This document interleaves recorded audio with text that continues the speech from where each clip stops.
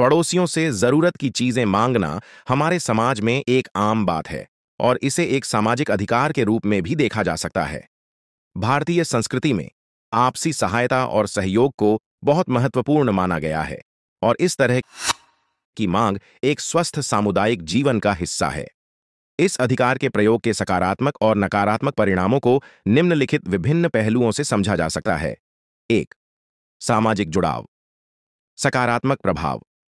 जरूरत के समय मदद मांगने से पड़ोसियों के बीच की दूरी घटती है और सामाजिक जुड़ाव मजबूत होता है। यह आपसी समझ और सहयोग की भावना को बढ़ावा देता है, जिससे एक सकारात्मक और स्वस्थ समाज का निर्माण होता है।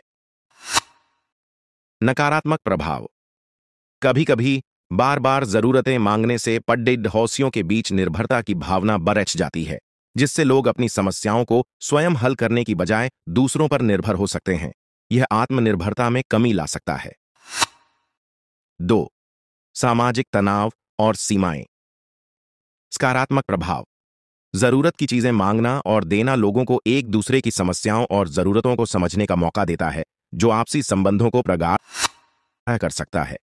इससे समाज में सहानुभूति और भाईचारे की भावना बढ़ती है। नकारात्मक प्रभाव। अत्यधिक मांग या बार-बार मदद मांगने से पड़ोसी परेशान हो सकते हैं, जिससे समाज में मनमुटाव उत्पन्न हो सकता है। अगर एक पड़ोसी जरूरत से ज्यादा मांग करता है, तो दूसरे पड़ोसी का धैर्य टूट सकता है और उनके संबंधों में खटास आ सकती है। आर्थिक और मानसिक प्रभाव। सकारात्मक प्रभाव। यदि एक पड़ोसी आर्थिक रूप से कमजोर हो और दूसरे के पास पर्याप्त संसाधन हो, तो एक दूसरे की मदद करने से आर्थिक असमानता को कम करने में सहायता मिल सकती है। यह एक तरह का गैर आधिकारिक सहयोग है जो समुदाय की स्थिरता को बढ़ाता है। नकारात्मक प्रभाव।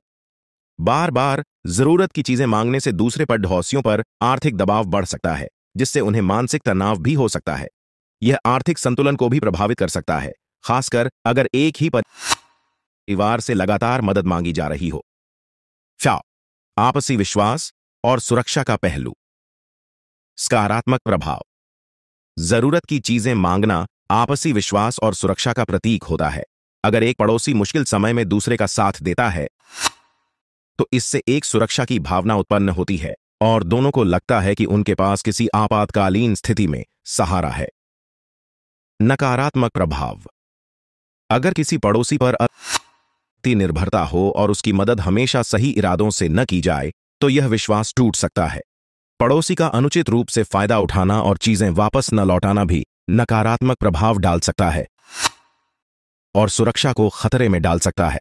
5. संवेदनशीलता और सहानुभूति का विकास। सकारात्मक प्रभाव। जब पड़ोसी एक दूसरे की जरूरतों को समझते हैं, तो उनके बीच सहानुभूति और संवेदनशीलता का विकास होता है। यह भावनात्मक संबंधों को मजबूत बनाता है और एक स्वस्थ, खुशहाल समाज का निर्माण करता है। नकारात्मक प्रभाव। यदि किसी पड़ोसी की जरूरतें पूरी नहीं हो पाती, तो उसे अपमानित या उपेक्षित महसूस हो सकता है, जिससे उसके आत्मसम्मान पर नकारात्मक प्रभाव पड़ सकता है और भावनात्मक आघात हो सकता है। पड़ोसियों से जरूरत की चीजें मांगना और देना समाज के लिए सकारात्मक और नकारात्मक दोनों तरह के परिणाम ला सकता है। इसे संतुलित और मर्यादित तरीके से अपनाया जाए तो यह सामुदायिक जीवन को मजबूत बनाता है और एक सुरक्षित, सहयोगी समाज का निर्माण करता है। अतः जरूरत की चीजें मांगने और देने में संतुलन बनाए रखना आवश्यक है, ताकि इसके लाभों का उपयोग किया जा सके और नकारात्मक परिणामों से बचा जा सके।